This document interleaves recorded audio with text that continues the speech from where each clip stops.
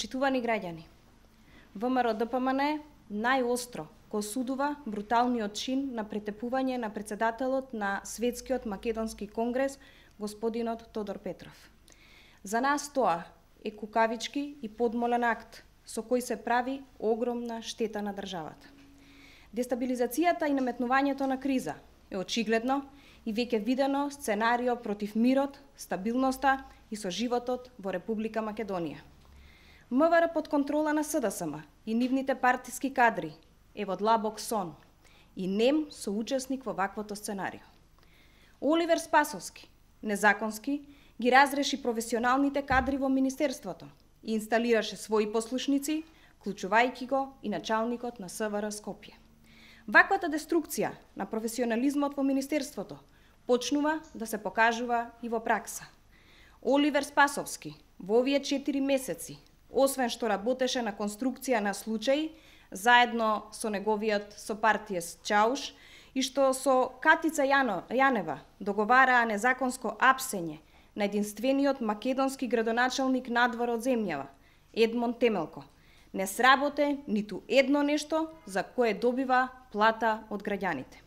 ВМРО ДПМН бара Оливер Спасовски да ги пронајде, уапси и да ги санкционира сторителите. Бруталното насилство врз Тодор Петров е доказ за наметнатата деструкција која СДСМ ја произведува во општеството и која веќе нема граници и излегува од контрола. Главниот греф на Тодор Петров е дека поднесе иницијатива за оценување на уставност за формирање на специјалното јавно обвинителство и што низ легална процедура поднесе иницијатива за градење на крст во општина Бутал. Последниот случај е доказ за хаосот во кој СДСМ ја втурна државата, но и хаосот во кој се наоѓаат институциите кои СДСМ ги контролира. Оливер Спасовски е најголем срам за македонската држава. Тоа е синоним за кукавичлук, неработење и рушење на државните и национални интереси. Оливер Спасовски е човекот кој ден по акцијата во Диво насилје не отиде да ги посети повредените полициски службеници, туку отиде да се фотографира на местото каде што гинеа македонските херои. На крај, на Оливер Спасовски му порачуваме.